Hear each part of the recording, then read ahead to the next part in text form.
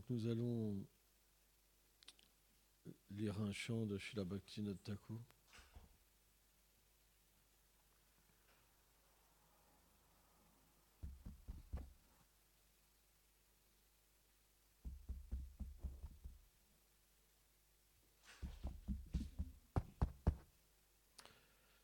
Désormais, j'ai compris, ô Seigneur, que tes pieds pareils au lotus sont éternellement remplis d'un doux nectar qui libère de toute lamentation et toute peur.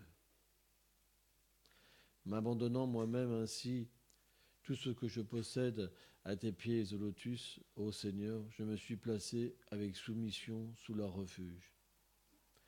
Tes pieds pareils au lotus, ô Seigneur, me protégeront certainement. Il n'y a pas d'autre protecteur dans ce monde de naissance et de mort. Désormais, je sais que je suis ton éternel serviteur. Maintenant, la responsabilité de mon maintien t'appartient exclusivement. En menant une vie indépendante de toi, j'ai expérimenté rien d'autre que de la souffrance. Mais désormais, en m'abandonnant à tes pieds pareils au lotus, toutes mes souffrances sont disparues. Désirant atteindre tes pieds pareils au lotus, la déesse de la fortune accomplit autrefois de très rudes austérités. Et seulement après avoir reçu tes pieds, le Seigneur Shiva devient glorieux et de bon augure.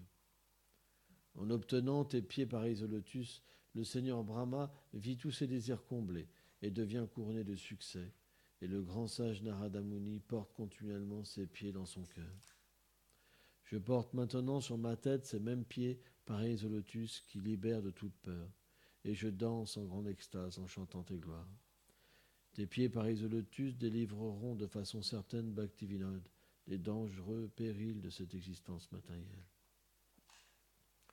Om Agyanati Milandasya Ganam Jalam Shalakaya Shakshulu Militam Jenata Ismei Shigulave Nama. On revient toujours sur Srila Bhaktivinoda Thakur. Parce que Srila Bhaktivinoda Thakur, il a fait un tel travail pour nous.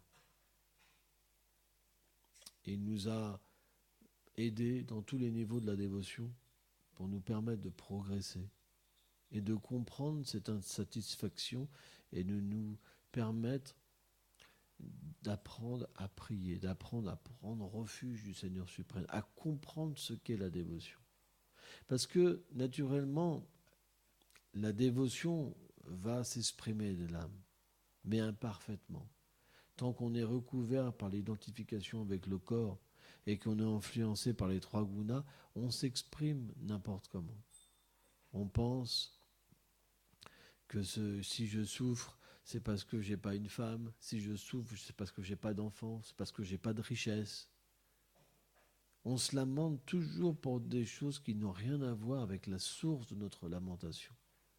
La source de notre lamentation, c'est qu'on n'a jamais connu ce que c'est les pieds pareils au lotus du Seigneur suprême. Qu'est-ce que c'est d'entrer en contact avec le pollen des pieds pareils au lotus du Seigneur suprême? Qu'est-ce que ça opère en nous? Cette folie de l'amour que ça opère en nous. Les Vaishnavas décrivent en fait que le pollen des pieds pareils au lotus du Seigneur suprême est tellement un nectar que un dévot devient comme une abeille. Ça veut dire qu'il s'oublie et simplement il devient absorbé dans quelque chose qui est tellement grand et immense qu'il voyage dans ce nectar. C'est comme le contact des pieds pareils au lotus du Seigneur suprême, l'expérience des pieds pareils au lotus du Seigneur suprême, c'est comme un voyage illimité dans l'amour et l'extase, et toujours varié. C'est pourquoi des personnes comme Srila Bhaktivinoda Thakur, dans leur miséricorde, ils nous guident, parce qu'on va toujours là où il ne faut pas. On est comme des mouches. Les mouches sont attirées par les excréments. Vie sexuelle. Une mouche aime la vie sexuelle. Ça ne veut pas s'en défaire. Même si ça entend parler des pieds pareils au lotus du Seigneur suprême, ça aime les excréments. Ça ne veut pas autre chose que des excréments. Ça aime la renommée. Qu'est-ce que c'est une mouche? Même s'il y a des milliers de qualités, mais il y a un défaut, ça va sur la défaut. Ça va sur le défaut. Pourquoi ? Parce que ça aime se glorifier. On est comme des mouches. Parce qu'on n'a jamais connu ce qu'est le nectar des pieds pareseux du Seigneur suprême. Dhruva Maharaj, dans le 4e chant, il se lamente. Il se lamente. Parce que quand il a découvert ce que c'était les pieds pareils au lotus du Seigneur suprême, alors il s'est lamenté. Parce qu'il s'était trompé. Il avait adoré le Seigneur suprême pour quelque chose qui n'avait rien à voir avec sa nature. Il s'était trompé. Vishwanath Chakravarti Thakur, il dit que pourtant, Dhruva Maharaj, il avait conscience de l'aspect universel du Seigneur suprême. Qu'il était le créateur, le contrôleur de tout, en tant que l'âme suprême aussi. Il avait conscience de cet aspect-là. Et beaucoup de religieux ont conscience de ça. Par exemple, Allah le grand, celui-là qui contrôle tout, qui détruit tout, qui donne à chacun le fruit de ses actes.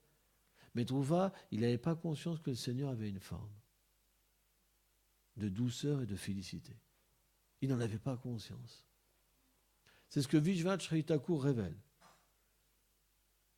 Et c'est pour ça que nos désirs sont mal dirigés. Parce qu'on peut comprendre qu'il y a un créateur, tous ici, et prier le Seigneur suprême pour le besoin du corps, mais on ne comprend pas que le Seigneur a une forme.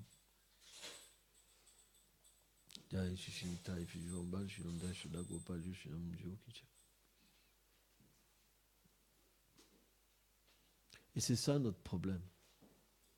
C'est pour ça qu'on ne pleure pas. C'est pour ça qu'on n'a pas d'avidité. C'est pour ça qu'on se lamente pour un époux. Pour des choses tellement insignifiantes.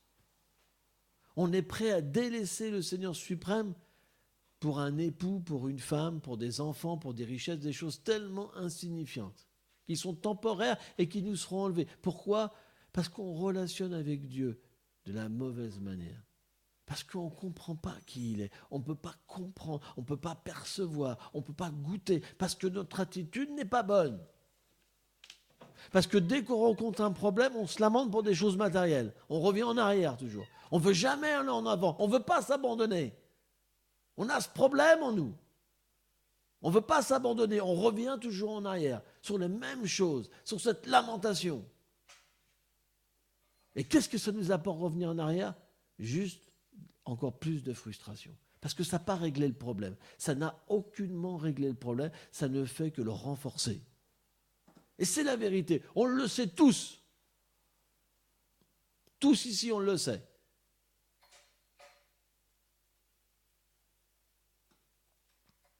C'est pourquoi on doit bénéficier de l'association des Vaishnavas. Dans ce chant, Guru, Shalapa, Guru Kamala, Chalala, de Srila Bhaktivedanta Narayana Goswami Maharaj, il explique que sans la miséricorde de Guru, il n'y a rien. Qu'est-ce qu'on serait en ce moment si les Vaishnavas comme Bhaktivedanta Thakur n'étaient pas descendus du monde transcendantal pour les expliquer la forme du Seigneur, ses attributs, ses divertissements? Imaginons déjà dans quel état on est. Comment on était avant. Semblable à des rats, des porcs, des chameaux, des vaches. Mais rien d'un être humain, parce que l'être humain, il est fait pour comprendre le Seigneur suprême. La conscience humaine, c'est pour comprendre le Seigneur suprême. Les animaux, ils ne peuvent pas. Les animaux, qu'est-ce que disent les Védas ? Ils mangent, ils se reproduisent, ils se défendent et ils dorment. Voilà ce qu'on faisait avant de rentrer en contact des Vaishnavas. Vrai ou pas ? C'est une réalité. Quand on rentre en contact des Vaishnavas, on comprend, oh, ma nature est supérieure. Je peux faire autre chose que ces activités-là. Je peux même les cesser. Et comprendre ma nature éternelle. C'est pour ça qu'on doit étudier. On doit lire, chanter. Parce que sans ça, on restera toujours dans ce niveau bas. Et on ne se lamentera pas pour un but plus élevé. Et même pas danté. Krishna est réciproque avec les êtres vivants. On doit apprendre à pleurer. Krishna ne se révélera pas si facilement. Il ne se révèle pas aux fourbes. Et c'est normal. Est-ce que nous, on se révèle aux fourbes? Si nous-mêmes, on a cette fonction, est-ce que Krishna va nous amener dans son monde? Dans ce monde, il n'y a aucune tâche. Tout est parfait. La loi, c'est l'amour. Prem. Donc c'est pourquoi on doit apprendre au pied des Vaishnavas, au pied des grands Vaishnavas. Bhaktivinoda Thakur, c'est des grands Vaishnavas, des très grands Vaishnavas. Tout le monde est au pied de Bhaktivinoda Thakur. Aucun Vaishnava n'est indépendant de Bhaktivinoda Thakur. Parce que Bhaktivinoda Thakur, il a été chargé de nous amener le précieux trésor de Gauranga Mahaprabhu. Il a écrit des livres.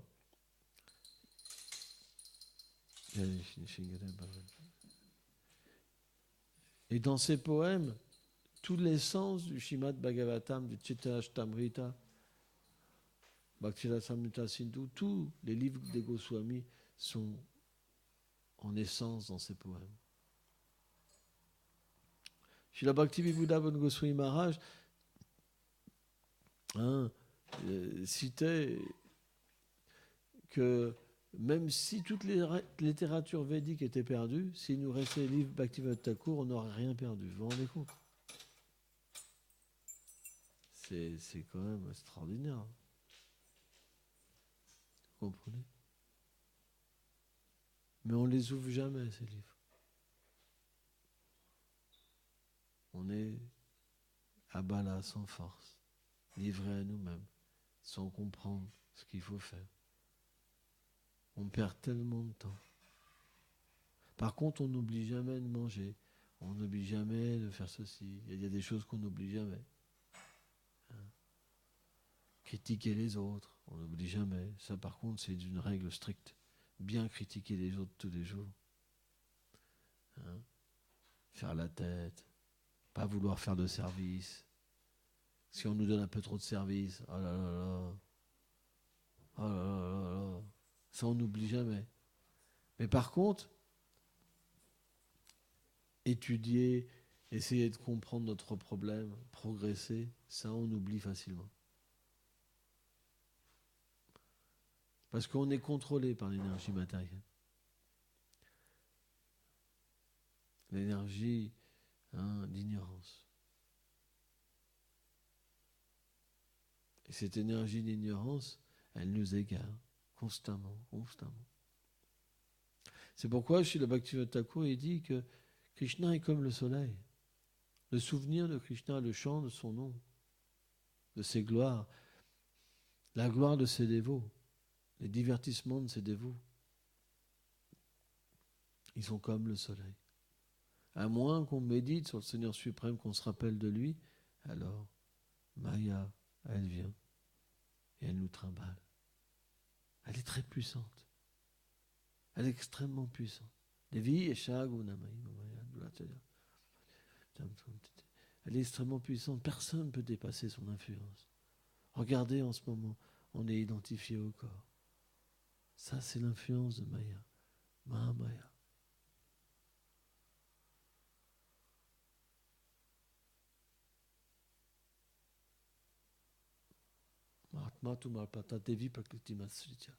Mais si on suit dans les traces des Vaishnavas, qu'on prend refuge en eux, et que notre attitude change, que notre désir change, alors cette même énergie, elle va se changer en Yoga Maya, l'énergie divine. Et c'est une énergie divine, en fait.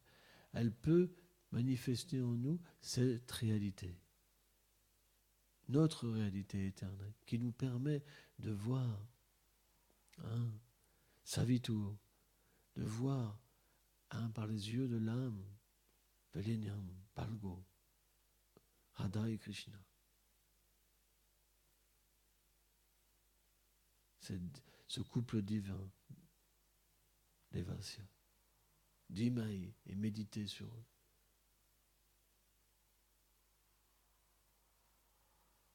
et qu'ils nous engagent dans leur service.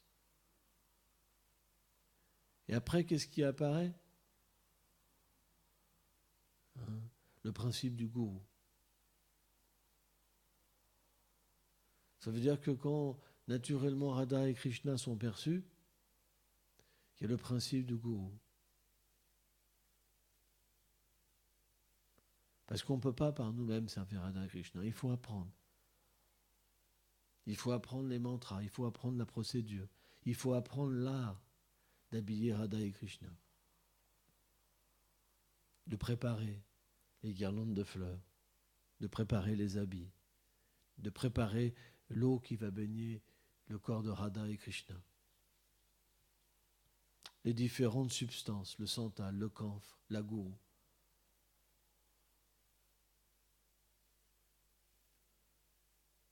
Il faut aller chercher les pots dont la lune a infusé son doux nectar. Différentes substances. Il faut chanter des mantras de bon augure pour raviver le souvenir à Krishna de Radharani et à Radharani de Krishna. Et là, automatiquement, quand on donne plaisir à Radha et Krishna, on goûte un plaisir illimité. C'est le principe du monde transcendantal. Gal Kishore.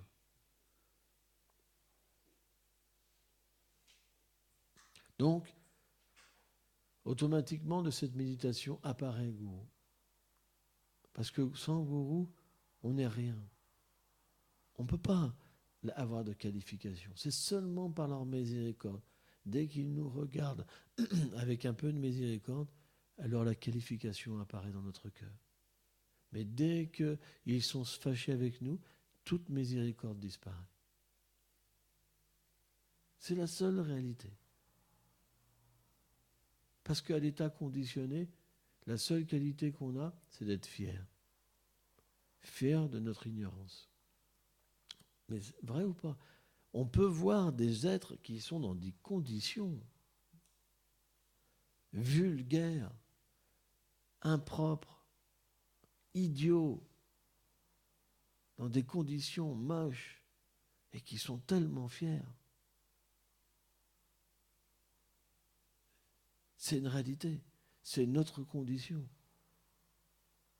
Alors que dès que la miséricorde de Gourou apparaît dans notre vie, on découvre notre condition et on veut en sortir. Vrai ou pas ? Qui ne se lamente pas parce qu'il est comme ça ? Alors qu'avant, on était fiers, super fiers. On n'aurait jamais voulu changer de coquille, d'enveloppe corporelle. Très fiers. Très, très, très fiers. Et même, c'est possible qu'au tout début, quand on rencontre Gourou, on garde encore une certaine fierté. Mais si la miséricorde de Gourou nous touche, automatiquement, qu'est-ce qui apparaît ? Il apparaît qu'on peut voir avec les yeux de l'âme. Oh Maganati Melandasya. On peut voir cette réalité.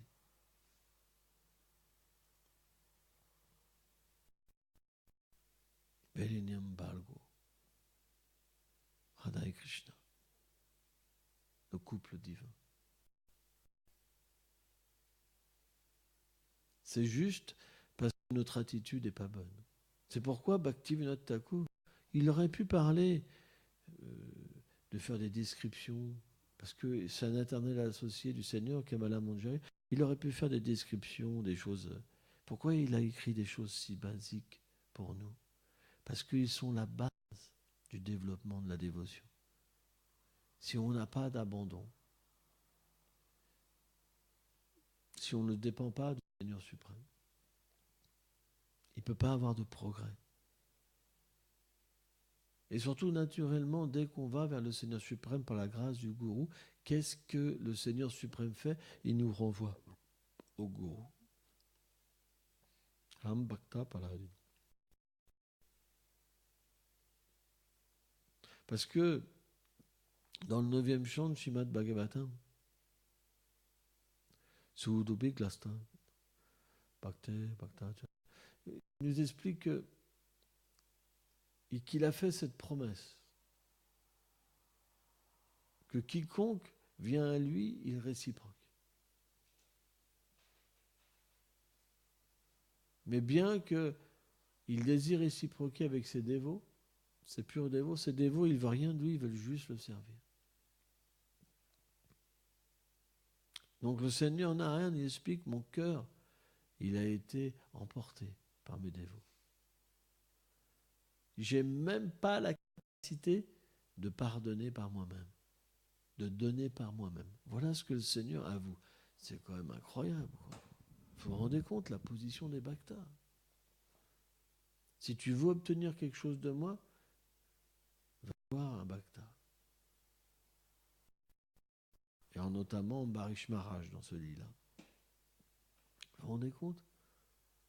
C'est pourquoi, naturellement, Narayana Maharaj, il prie qu'il n'y a rien sans gourou. S'il n'y a pas le refuge du gourou, il n'y a rien. Mais tant qu'on n'a pas établi en nous ce principe, ce lien, on ne peut pas être un serviteur. On est un faux gourou. C'est quoi un faux gourou? C'est quelqu'un qui pense qu'il peut directement servir Radha et Krishna.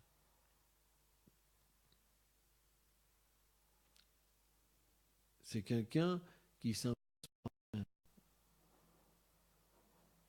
Mais qu'est-ce qu'il récupère? Simplement de la souffrance. Tricher les autres, ça n'apporte que de la souffrance. Faire croire aux autres et qualifier, ça n'apporte que de la souffrance. Mais les vrais Vaishnavas, ils voient ça. Ils ont pitié de personnes comme ça. Même si on se trompe nous-mêmes, on peut toujours avoir la miséricorde des Vaishnavas. Parce que les Vaishnavas sont miséricordieux. Ils habitent dans un monde où il n'y a pas de vengeance. Un monde où on veut délivrer tout le monde. Il y a la miséricorde. C'est la fonction des Vaishnavas. Ils portent la miséricorde de Krishna en eux. Ils peuvent délivrer qui ils veulent. Mais est-ce qu'on a envie d'être délivré? On ne peut pas forcer les êtres. Il y a peu d'êtres qui veulent être délivrés. La vérité, c'est qu'on peut verser une larme de temps en temps. Oh Krishna, oh Radhe. Mais si on observe bien, il n'y a pas que ça chez nous. Ça, c'est de temps en temps. Mais la base, c'est la fierté. C'est la base de notre vie. Donc de temps en temps, on va pleurer. Krishna, tu me manques, etc. Et tout le reste, quand on nous critique, on se bat pour garder notre position. Dès que quelqu'un nous manque un peu de respect, on se met en colère. C'est une réalité. C'est pourquoi ça ne marche pas. Et c'est pourquoi on doute. Attends, mais il peut délivrer. Parce que combien de Vaishnavas ont pris refuge dans les Mahabhagavats les plus grands et qui n'ont pas été délivrés? C'est 95%, 98%. C'est juste parce que de temps en temps, il y a une larme, mais il n'y a pas que ça. Ce qui prédomine en nous, ce n'est pas que des bonnes choses. Et le pire, c'est qu'on n'a pas envie de s'en défaire. On est pris à un piège terrible. On est de telles crapules. On a une telle duplicité en nous qu'on ne veut même pas la regarder. Et pourtant, on sait qu'elle est là. On sait très bien qu'elle est là. Mais on veut vivre avec. On s'accommode avec. Et on continue jour après jour sans se poser vraiment de questions. Et qu'est-ce qu'on fait dans cette hypocrisie? On trouve des coupables. On trouve des coupables. Lui, il est coupable. C'est à cause de lui que je ne vis pas au temple. Lui, c'est normal. Comment vous voulez que je vive au temple? Comment vous voulez que je m'abandonne? Ça, c'est dans un contexte particulier. Il y a toujours des coupables. S'ils n'étaient pas là, il n'y aurait pas de problème. Comprenez? Et on se roule dans cette duplicité, dans cette recherche du pouvoir. Raghunath Das Goswami, il compare ça à des excréments de truie. Parce qu'un porc, il mange les excréments humains. Et ce qu'il rejette, c'est l'excrément de la truie. On roule dans cette urine et ces excréments, de la renommée. Voilà notre position. Mais elle est réelle. Un matérialiste, il dit, mais quelle horreur. Mais quelqu'un qui est sincère, c'est une réalité. Si on ne voit pas notre condition, comment on va pleurer? Comment on va appeler à l'aide? C'est pour ça qu'on a besoin des Vaishnavas. Parce que ces explications-là, elles nous mettent nus. On ne fera aucun progrès spirituel de cette manière-là. Et d'ailleurs, combien d'années on pratique? 20 ans? 10 ans? Ou quel progrès il y a eu? Presque pas. Parce qu'il y a cette duplicité. On ne veut pas se débarrasser. Dès qu'on nous parle un tout petit peu mal, tout le monde se met en colère. Juste un tout petit peu. Dès qu'il y a un problème en nous, c'est les autres. On cherche refuge dans une autre solution que la réalité. On se trompe tout le temps. Parce qu'on le veut. On a entendu parler de la solution. Tout ce qu'on... Mais on ne l'a jamais prise. Jamais. Et on est tellement duplicite que quand on a pensé la prendre, on s'est dit c'est pire qu'avant. Et on s'est même dit, mais moi j'en ai marre, voilà, maintenant je veux vivre ma petite vie, j'ai fait le mauvais choix, m'abandonner au Seigneur suprême. C'est tellement terrible notre vie, qu'on se plaint même de la miséricorde. On est tellement déchus qu'on se plaint de la miséricorde. Et c'est à ce point-là qu'on est. On est tellement déchus.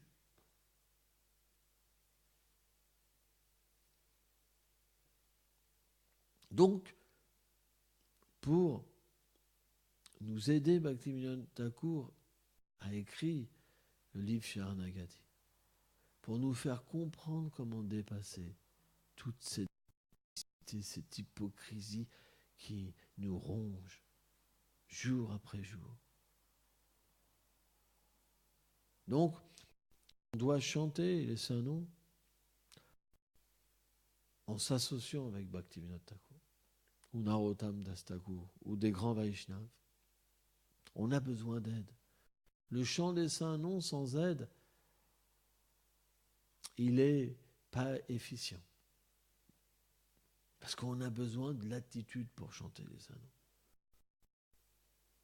On a besoin de sentiments. Parce que Krishna ne se révèle pas à travers un chant offensif, offensant.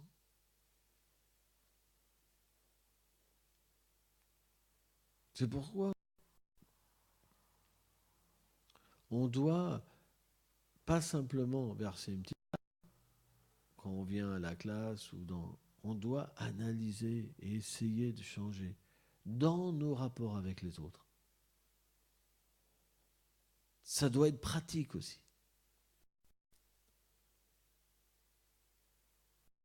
La dépendance du Seigneur suprême, dépasser nos obstacles, s'abandonner, tolérer en prenant refuge de lui, respecter tous les êtres en prenant refuge de lui, qu'il est dans le cœur des êtres. C'est quelque chose qui est important. On doit progresser chez nous. C'est dans notre vie pratique, dans notre environnement, que cette philosophie, elle doit s'épanouir. Et naturellement, si bon respect dans notre environnement et qu'on accueille le Seigneur suprême dans notre environnement, automatiquement, on pourra alors progresser dans le chant. Mais on ne doit pas être sur la plateforme Kanishta. La plateforme Kanishta, c'est une plateforme où quand on est devant la déité, on tremble. Oh Seigneur, oh Seigneur. Et puis dès que la déité n'est pas là, ça change de personnage. C'est pas, on ne pourra pas progresser de cette manière-là. On doit avoir la même attitude devant le gourou que devant les autres êtres vivants. Ça, c'est la plateforme Madhyamadikari. Madhyamadikari, ce respect-là, il peut voir les différentes aussi, différents personnages qui habitent l'univers. Les grands Vaishnavas, les Vaishnav Madhyam, les Vaishnav Kadishta, les êtres envieux, par cette attitude. Parce que comme il devient connecté au Seigneur suprême et il offre son respect à tout le monde, il peut voir la nature chez les êtres. Il y en a de qui il prend refuge, il y en a de qui il se lie d'amitié, il y en a avec qui il va donner sa miséricorde parce qu'il a quelque chose que l'autre n'a pas, donc il va lui donner généreusement. Elle n'est pas à lui, on lui a donné, on lui a transmis, c'est gratuit, il lui donne. Et puis ceux qui veulent lui taper dessus, il ne peut rien faire. Il les évite, mais sans envie, en étant compassionné pour eux. Ça, c'est de la plateforme Madhya. Mais si on est comme un Kanishta à Adhikari, qu'on se parle, devant Gourou, tout va bien, puis moi, on m'a dit, combien de personnes m'ont dit que certains étaient comme ça chez nous. Ah bah oui, mais tu la connais pas ou tu le connais pas, quand il n'y a pas de problème, mais quand tu n'es pas là, c'est pas... Combien de fois on m'a dit ça? Vous comprenez? Ça, c'est le Kanishta Bhakta. Parce que sa tendance, elle change devant le gourou et devant les autres. C'est deux façons de faire. C'est la duplicité devant le gourou, ouais, tout est gentil, et encore pas tout le temps. Si déjà notre nature n'est pas bonne, alors que dire des autres? Donc on ne progressera pas, il n'y aura aucun progrès. Et on devra revenir pour progresser. Une personne comme ça ne peut pas atteindre Poma Vrindavan. C'est pas possible. Impossible. Tout le monde peut se reconnaître là-dedans. Mais tout le monde fait ça. Mais tout le monde continue. On a fait les mêmes classes il y a 1 an, il y a 2 ans, il y a 3 ans, il y a 4 ans, il y a 5 ans. Est-ce que tout le monde s'est arrêté? Levez la main ceux qui se sont arrêtés de le faire. Parce qu'on se complaît dans l'urine et les excréments d'une troupe. On est heureux dedans. Ça ne nous apporte que de la souffrance, mais c'est étrange. Bon, qu'est-ce qu'on peut faire?